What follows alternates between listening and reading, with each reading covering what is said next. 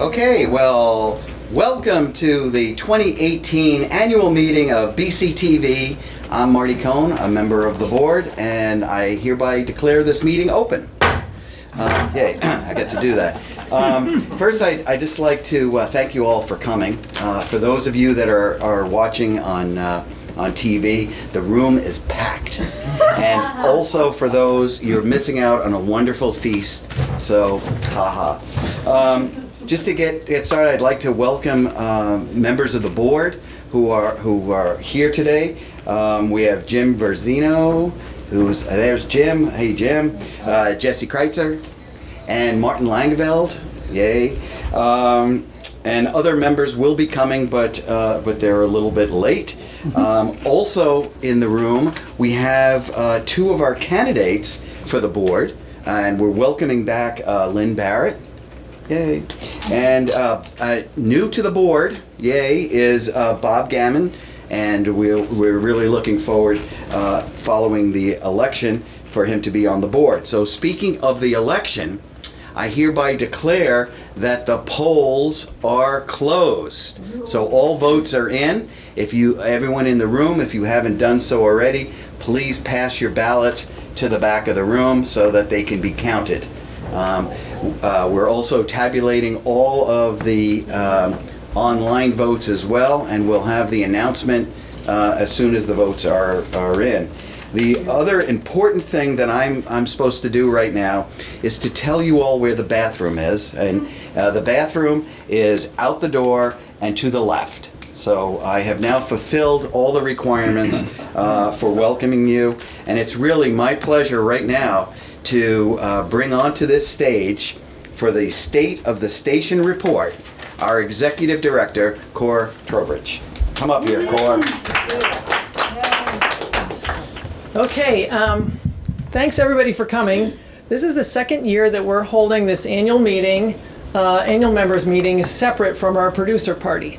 We used to kind of put it all together, the awards and the meeting and the board election, and it was kind of a lot all at once and a tiny bit confusing. So last year we decided to split it up and hold this members meeting, so we have plenty of time to talk about just BCTV as a nonprofit in and of itself, and have our producer party as a separate event to celebrate producers and the content that they're making. And that's just more of a party, and I'll give you the date for that later. But thanks for coming for this. I know it doesn't sound quite as appealing, but I'm going to make it as good as humanly possible. That looks right? Okay, head into this. We are talking about fiscal year 17-18, so between July 1 of last year and June 30th of this year, we had some big staff changes. Two of our full-time staff members switched over. Jeff Mastrioni, who's down here in front, left, and he is now the Director of Digital Content for Amherst Media in Amherst, Mass. And Nolan Edgar, who's standing behind him and right over there, took his place as Content Manager. And yay. And then in May, so the other side of the year, Roland Boyden, who's down there also in front, left for Philadelphia, where he is now working for PhillyCam. And he was replaced by Brian Bashaw, who's right in the back. Yay. There. Yay. So this is our new staff pick. I also want to welcome Austin Rice to our League of Field Producers. And we have some of our field producers here in our audience. We have Janice Shalou right here in front. And who else is here that I'm forgetting? Okay, nobody. Anyway, we have 6, 7, 8 people who are sort of our part-time field staff, and they cover anywhere between 20 and 30 regular meetings and events throughout at any given time. It's always changing. But that is a crew that has grown and strengthened over the years, and we rely on them very heavily. We have our sponsors, and these are our underwriters for our programming. Brattleboro Savings and Loan underwrites just about everything. First Light gives us very good internet for a reduced amount. Brattleboro Food Co-op underwrites our municipal programming, and Brattleboro Retreat our studio programming. Wanted to make sure to mention them. So when we started this out last year, I was giving this talk. We were talking about the goals and priorities that we identified in our strategic plan as of 2017. And this is something that we did in advance of our contract renewal with Comcast, something that we have to do every 5 years, like most organizations. And these were the priorities that we identified at the time. We wanted to create more high-quality local content. We wanted to make sure that our users of equipment and our viewers felt like they were getting the quality experience that they expected, like our web stream is in full HD. Our channels are not in full HD. Our equipment, we are trying to keep up with technology as it changes. We want to build engagement and awareness. That's something that we've wanted for a long time. And also we want to diversify our producer base in some ways by changing what we're offering for tools and support. So I'm going to bring you up to date on kind of how we did that. And one thing a tool that we used this year to address 3 of those things was a Facebook Live. This is the content, the great content that we have, but using a delivery method that is much more engaging than some of the past that we've used. And for example, we decided to kick this off with an event called Windham County's Got Talent. And this was organized by the Brattleboro Reformers parent company in a talent show at the Latches in January. And we had been dabbling in Facebook Live, but this is the first time we said it will be on Facebook Live and it will work, right?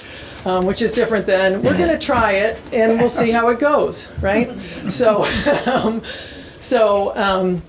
we got it. So we snaked an internet cable all the way from the back of the Latches all the way up this catwalk, and the MC for the program, I thought he was just going to acknowledge BCTV and that we were on, but instead he said to the audience, "Take out your phone. I want you to go to the Brattleboro Community TV Facebook page, and I want you to share this video." So, like the total opposite of what they usually have at these events, which is please put your phone away and just absorb the art, right? No, take out your phone and do it right now. So we got 162 shares and 17,000 views by the end of that evening. And I came to just kind of wish everybody good luck and take off. I was so excited. I saw the shares coming in. I stayed for the whole thing. I was like, this is incredible. So we were super fired up about, how, and we got a ton of likes on our page. It just, sort of kept rolling. So the next weekend we said, collegiate a cappella program, let's try it for that. So we did, and again, the students loved it. They were all sharing it. And at the end of the video, the video just disappeared. And we realized later it's because Facebook and YouTube now have an algorithm where they're picking up music copyright violations, and they're very strict about that. And the video got flagged and just taken down. So, okay, it's great, but a little more complicated. So next up was the Brattleboro Select Board Candidate Forum, which we held this year in the studio in sort of a panel where they're facing each other. And so again, we set up all these chairs for people in the room to attend as a live audience, but people really didn't come to be a part of the live audience. They submitted their questions through Facebook. So the select board members, the candidates got to address that, but again, increasing engagement using this tool. The really big event that we had this year production-wise, and you'll remember from last year's talk, was that we went live on Vermont PBS with the Strolling of the Heifers. For this year, it was that we, for the first time with USA Nordic, live streamed the entire Harris Hill ski jump for 2 days. And so we didn't know what exactly we were getting into. It was a very spread out thing. Here we are at the very top, there we are at the very bottom, and here we are in between in the judges booth. And this is the USA Nordic guys who were doing the directing. So we had our volunteers on camera and them directing, and then us streaming to our Facebook page and then out into the universe. And I was there both days watching, and there were shares coming in and comments coming in from literally all over the globe. People saying, I'm watching from Guam. I love Brattleboro, you know. And I think it's because such an iconic Brattleboro area event. So if you grew up in Brattleboro or whatever, you've heard about it. It's a regional event. There's just so much visibility, and there's nothing like it for what it actually looks for, which is ski jumping, right? Anyway, so these are some of the crew picks. We didn't get a whole crew pick for this thing because everybody was split up into crews and different days and everything, but that just gives you some of the scope. But again, that was really exciting to have that many shares, that many views, have that kind of effort pay off in that kind of engagement. And I'll just take you through a few more. Heading to Brattleboro Representative Town Meeting, which this year, you guys will remember, was 11 hours long, right? And this was a challenge because Facebook Live makes you divide the videos cut off at 4 hours. So we had to get people watching the first video and then say, this video is going to end, so go over here to this other one. And we had to do that twice during one meeting. Anyway, so you can kind of see how the views panned out, but people followed along. Again, this is something we've been streaming for 5 years, this program, this meeting, and we've gotten views, but not like this. Not like this. You know, people would see me on the street and say, wow, for the first time I saw a Rep Town meeting. I'm like, for the first time? Are you kidding me? But anyway. We even streamed Roland's farewell party, and that was for an audience of 1, which was Joe Bushy in California. So just saying, can go the other way. Next was the Strolling of the Heifers, a parade, and this is something that we normally got 1,000 to 2,000 views on our YouTube stream, and this, another iconic now Brattleboro event like Harris Hill, 227 shares, 14,000 views that weekend. You know, we didn't do anything differently than we did before. And then something more local, BOHS graduation, where it's just, you're going to have just the people tuning in who are the parents and friends of those students who are graduating that year. Lower views, but people were still really excited about it. I heard at Leland and Gray, which is a very small event, I heard some kids processing past me and saying, we're going to be on Facebook Live to each other. And I was like, that's great. And I think part of that was we got in the news. And this was the work of our board member, Marty Cohn, who got some actual headlines in the paper about what we were doing, which, you know, we're all excited about it, and we're just saying, how can we get the word out? And he managed to do it. So, so I think this is one of the reasons that there was awareness that we're doing that. We also got in the news for winning some of the National Hometown Media Awards this year. And this was nicely timed announcements with Roland leaving, because really it was a reflection of the capacity that he built at the station at the while he was here. And one of the awards was for overall excellence in PE&G, which means that we cover public education and government, and for our budget category, which is the smallest. And I wanted to just show you the clips that we submitted for that award to just give you a sense of what that's like.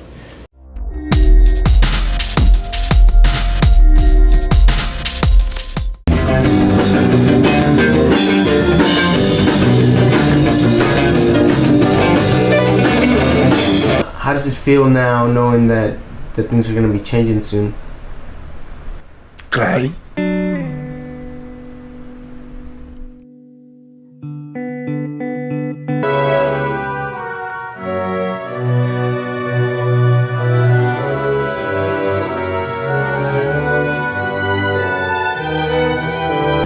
Today's poem is by the Vermont resident and poet Galway Cannell.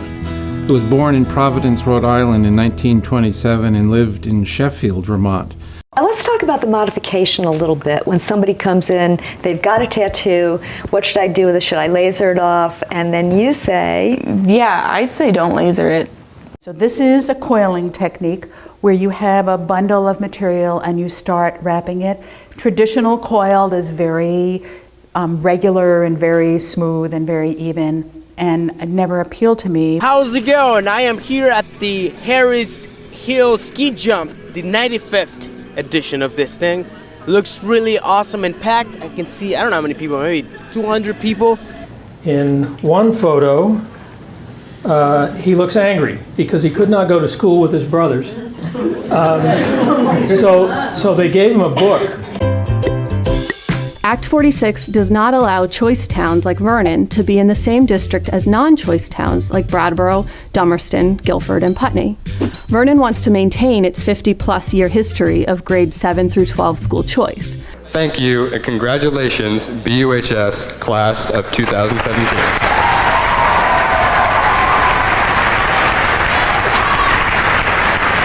What happens in government, like anything else, you start with something, a smaller nucleus, a concept, and then you start building from there, and you add ideas on. That should be two things that we can actually do, right? We should be able to get people the help they need and upgrade the infrastructure so that it's usable for the people.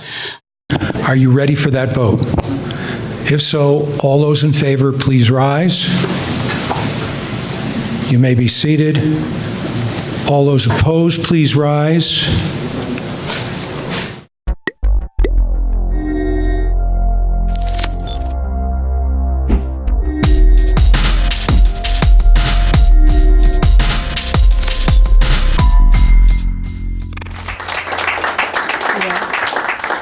So to apply for that award, you have to give an 8-minute unedited excerpt from each one of those programs, or 8 minutes, or if it's shorter than that, then just the whole thing. So to find those, 8 minutes with no little things that you don't like. Anyway, so that was 10 seconds of each thing that you just saw. I want to acknowledge two people who've entered since we started the program. Chris Lenoir, who's our board president, standing in the back there. And Leah Goodman, who is our nominee to also be on the board. That's great. So now I'm pretty sure I can't, oh, yes I can. Okay,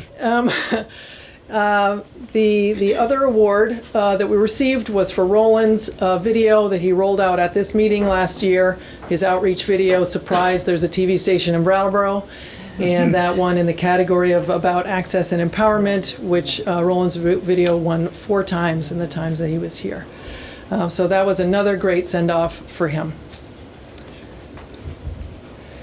We also got attention for our Meet the Candidates series, and here this is about Christine Hallquist coming to be interviewed by Marty Cohn, and this is a series, Meet the Candidates, that we've had for a while.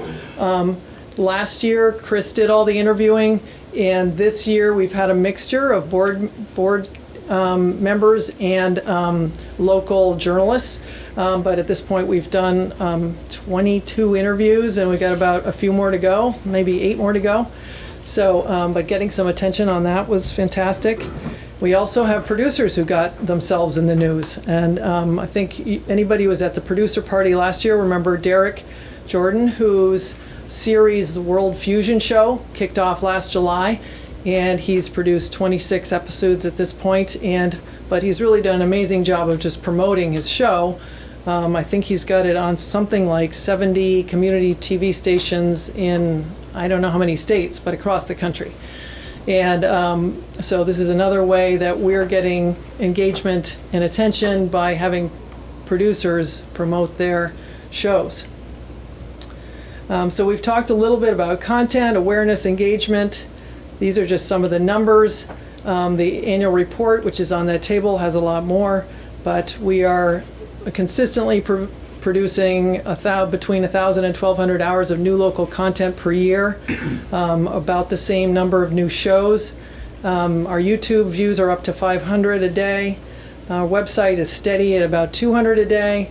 But when we look at the numbers for this year, we really have a small number of producers, and a bunch of you are in this room, who are producing most of the content.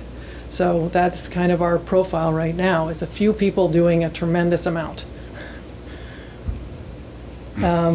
I did break down these numbers this year for the first time. At Channel 8 is about 25 staff produced content, and Channel 10 is more like 90% staff produced. So Channel 8 is more of our producer channel, and Channel 10, again, with all the municipal programming, that is staff produced. And again, more numbers in annual report, if you like that kind of thing.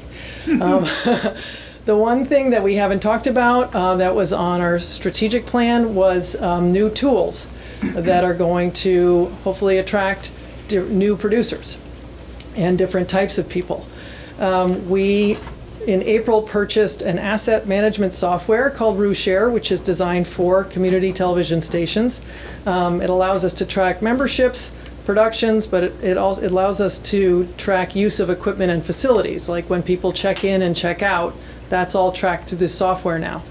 Ultimately, the reason that we went to this away from our paper and clipboard system was that it will allow for online reservations of gear and facilities. So right now, any of you who are active know, if you want to check out equipment, you call, you email, you say, can I, how's this date, this and that. Some people are just not willing to enter into that kind of dialogue. Yeah, they just want to know, can I, right? So this will allow for somebody to go in and say, I would like to reserve this, a camera for this day. Is there one available? Okay, here are my choices of what's available. I'd like this one. And then you'd put in a request, which would then be approved, and the reservation is made. The same thing would be for facilities, for studio time, for editing time.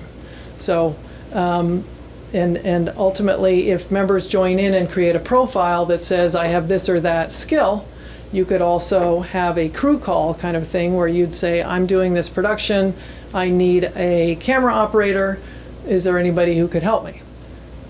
So these are things that members have asked for, producers have asked for, and it is a direction we'd like to go. If anybody here is interested in being a beta tester as a member, we are learning it as staff right now. But we would welcome people who would like to try it out. The other thing that we're investing in is gear for filmmakers, which is more like DSLR camera kits, and we have one with interchangeable lenses. This is a direction where people need a little more training, and so we need to spend some more time on that. But we're also keeping up our event videography equipment. We're going to replace some of our older camcorders with new ones this year, just keep everything working the way it should. And finally, what happened with Comcast? This is what we were talking about last year. I just wanted to bring you quickly up to date, which is we talked about how their CPG renewal, their Certificate of Public Good renewal in 2017 had major wins for especially public access television, putting our local channels on the program guide so people can DVR the shows just like they do every other one. Also, that they're setting a path for us to be able to apply for HD channels for our local channels, which of course we've already moved on to 4K and 5K, but still, HD would be good. And the CPG was appealed by Comcast. That appeal was upheld by the Public Utilities Commission. And then Comcast filed suit against the state of Vermont, and that is moving very slowly through federal court at this time. All PEG contract renewals are on hold, including ours, so the one that we have previously is in force, so we're fine. It's just the whole renewal business that we went through didn't actually result in what we thought it would result in, but this is happening at a different level. The other thing that happened with regards to Comcast this year is we saw a sharp decline in revenues of about $20,000. I did a quick graph of our revenues over the past 10 years. The red is Southern Vermont Cable, and then the blue is Comcast. And you can see that last year there's quite a deep dive. And this is the first decline we've seen since Comcast took over Philadelphia. What's interesting about this is that it's really all at once. So it seems more like an accounting thing than necessarily everybody in Vermont deciding to pull the plug on cable the same day. It just seems unlikely. And this is being seen across the state at the same exact amount. But this is something that we are going to have to address, of course. And what's good is that, you know, we've been able to build up a lot of support and interest in our work and in the value of what we do. And that's going to help us decide, you know, how we're going to be able to afford to do what we do going forward. Looking ahead, we have the Producer Awards Party, and that is going to be on October 25th. And this is a shot from last year at 118 Elliott. We had a great time, and I hope you all come. And that is going to be from 6 to 8 p.m. We are going to have another People's Choice Award, where our top viewed videos gets voted on by just everyone. And I hope you'll come and bring your fans. We also are going to have a workshop on November 29th for producers or anyone interested, talking about using YouTube's copyright-free music and promoting your video. So these are some of the topics producers have asked me, hey, I'd like to get together, and we're not sure exactly how it would be delivered, but those are some of the topics. And that is the end of the State of the Station report. I hope that wasn't too long. Is that good? And now I'm going to turn it over to Brian, who has been working on a draft of a video for Community Media Day, which is a nationwide holiday. Not holiday like you close down holiday, but a nationally recognized holiday is what I mean, at October 20th every year. And so stations put together videos about what we do, and I'm going to let him talk about the one that he's created.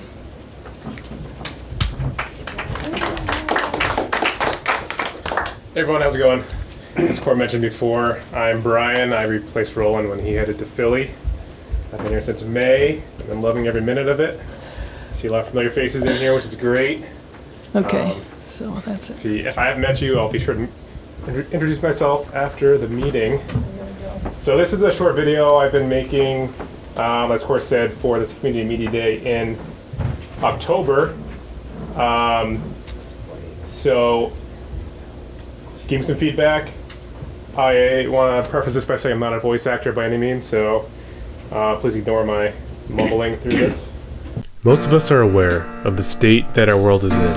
It is easy to think, how can I, being one person, change the outcome for the rest of us?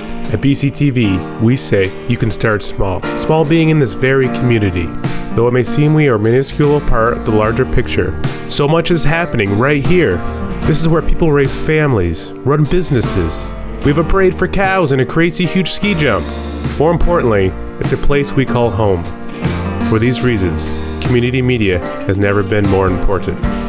At BCTV, we work tirelessly to film that board meeting, help edit that groundbreaking documentary, produce that PSA, or maybe it's asking the next governor of Vermont the questions that matter to us. Our goal is to offer you the tools to stay tuned into your community, to stay up to date on events happening in our backyard, to offer a means to make a difference locally. Community media is programming made by you, for you.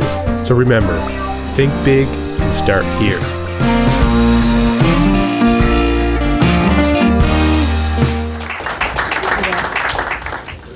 Okay, great. Sorry about my screenshot there, folks. Member business. Okay, I'd like to introduce Chris Lenoir, who is our board president. And I think I can put this down. Yeah, there you go. Good evening, everyone. Thanks for being here on time, unlike some of us.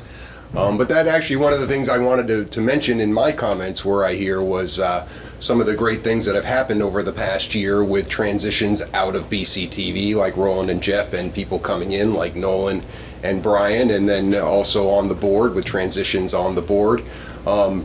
Redundancy is a really important thing. So Jim, did you fill in for me at the beginning of this? Or Actually, Marty. Actually, Marty, thank you much. All right, redundancy upon redundancy. So thank you very much, and I'm really excited about a lot of the board members that we have coming on, and I guess you all got a chance to meet them and got a chance to vote for them as well. But before we get to the results of the election, we do want to talk about some member comments, and we did get one in advance here, and I'm just going to, I don't know if this is the exact email or just a summary of it, but it talked about the possibility of producers sharing and brainstorming PR and other media outreach for our shows and for BCTV in general with each other, board members, and staff, exploring ways we can get better, or excuse me, ways we can better get the word out about, surprise, there's a TV station here in Brattleboro referencing one of Roland's previous award-winning videos, and promoting this terrific community resource and the great shows that are consistently shown.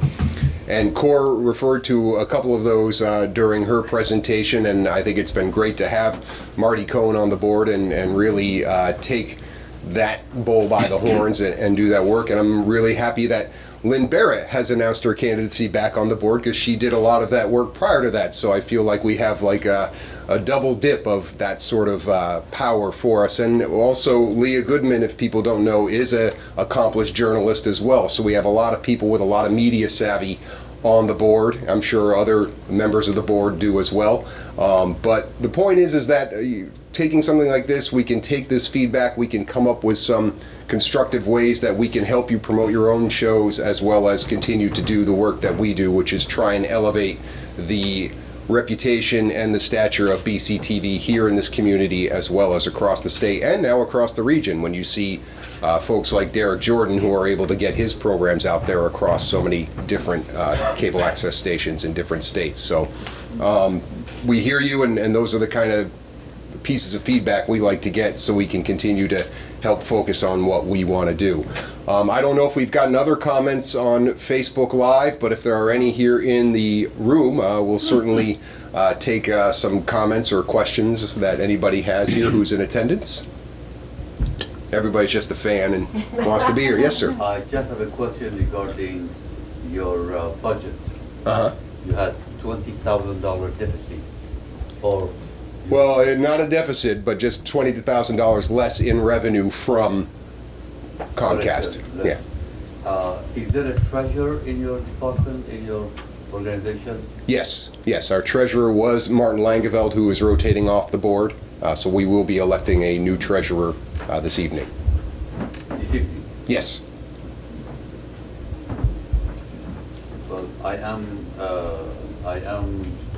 a person with 32 years of banking experience and financial experience. I was going to offer some advice to your treasurer in order to help promote and increase your revenue in various ways can be.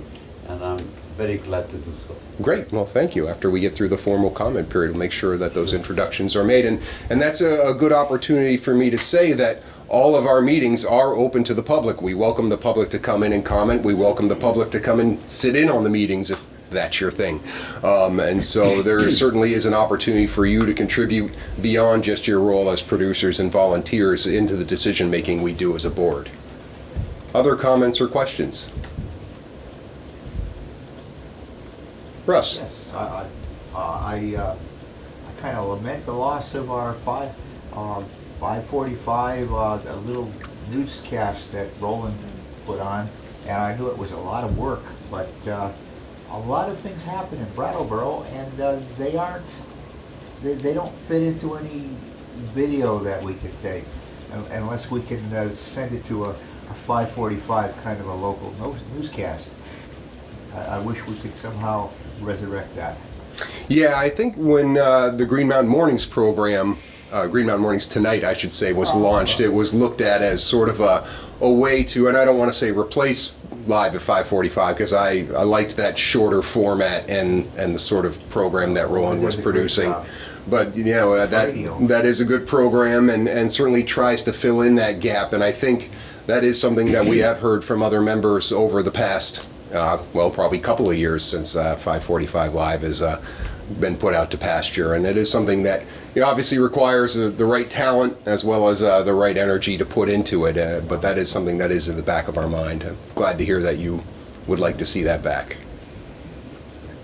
Yes? I thought the Facebook Live portion was very exciting. I'm wondering if that is reserved for special town events, or is it ever possible to do it for, let's say, an event that an organization might promote? Well, I know that we have done Facebook Live also for commencement ceremonies, so it isn't just town events, I guess, it's school events as well, and maybe that's where we've experimented with it the most because of the audience feeling like they're most acclimated to Facebook Live. I don't know, Cor, if you have something you want to I can answer add to that. Yeah. Is this on? Should I have been directing people to the microphone? That's Sorry. Okay. We just always have to have an audience mic because Yeah. that's who we are. It's not on? We got one. It's on. Now it's on. Okay. Okay. I'm trying to model what we want to see, people using microphones.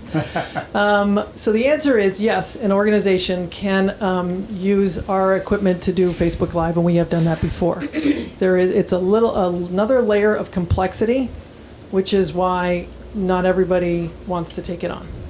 I was just wondering, we're from Wyndham World Affairs Council, and Yes. we have been videoing our events, but if we had a really big event, I was wondering whether we could use Facebook Live for it. You could. You would have to have a good internet connection and somebody who's willing to learn how to do it. Okay. Is there any expense to the Facebook Live feature for people like Wyndham World Affairs, or? As usual with BCTV, if you do provide the person power yourself, there isn't an expense. Okay. If we have to have a staff person go with you to do it, then there is. Okay, thanks. Other questions, comments? Nothing on Facebook Live at the moment? Okay, well, that's good. All right, I guess I will announce the elections, right? We had 3 folks who announced their candidacy. We had 3 vacancies, and all of them got votes. So you are all board members. There were no write-ins. So Lynn Barrett, Bob Gammon, and Leah Goodman. We're so glad to have you all on the board. Thank you.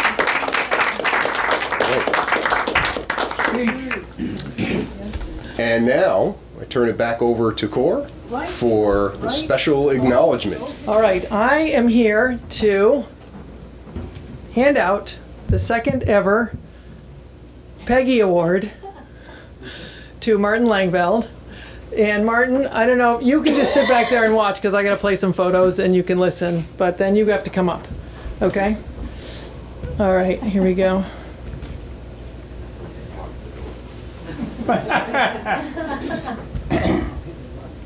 Okay. Sorry, folks, I have to loop, go. Okay, Command F? Yeah. Thank you. Okay, so Martin is stepping down from his position on the board, and I just wanted to acknowledge Martin for what he's done. He joined the board in June of 2011.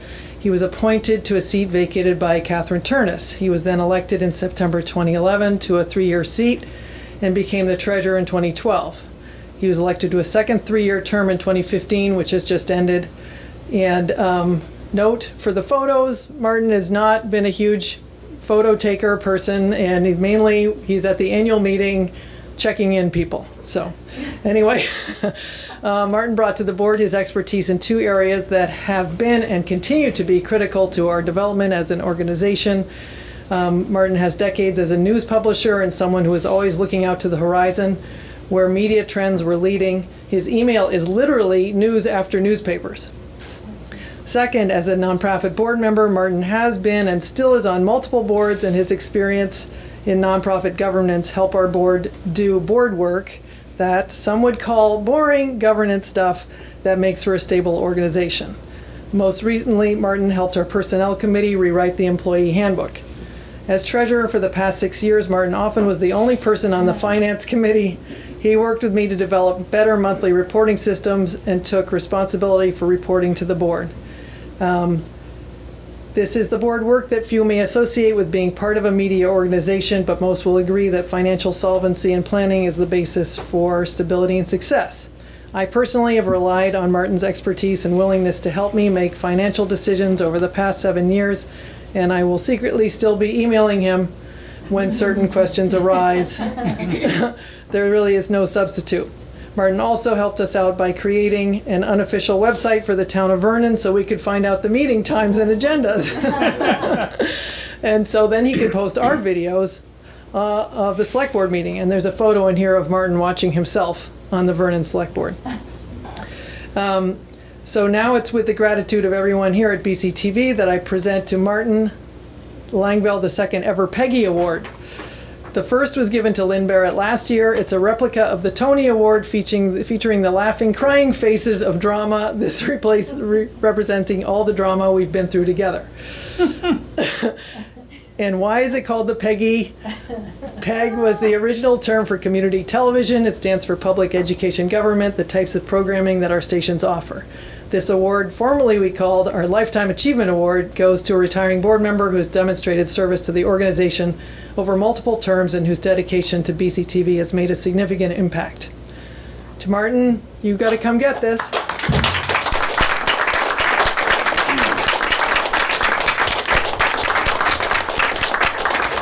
Thank you. Absolutely ridiculous. Okay, now you can say something. No, I'm not going to say anything. Nothing. No. Okay. Thank you. All right. Thank you All very right. much. Wait, Thank one you. more thing. This is another token of our gratitude. Thank you. Thank you.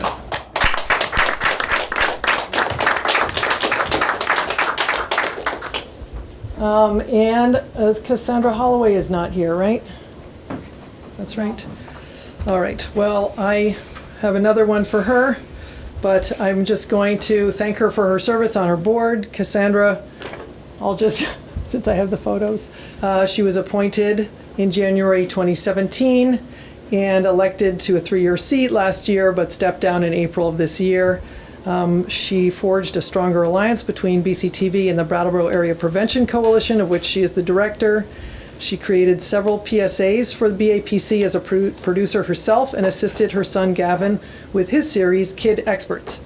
Cassandra was an enthusiastic and energetic member of the board, and we benefited from her expertise with youth outreach especially. We also loved having her as a BCTV producer and video camp parent. Thank you, and I hope you'll continue to work with us.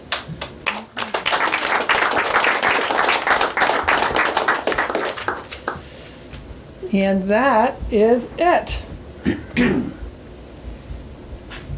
And thank you all so much for coming tonight. It was really great to have you here. Again, if you have any comments or questions, Brian welcomes your feedback on or any ideas for the Community Media Day video. As you guys all know, my office is always open. And we are going to go ahead and have a board meeting now to elect officers, and that is open to the public. Anybody else have anything they would like to say? No? Thank you, BCT. Thank you, Cor. Thank you. Thank you for watching, viewer. You know who you are.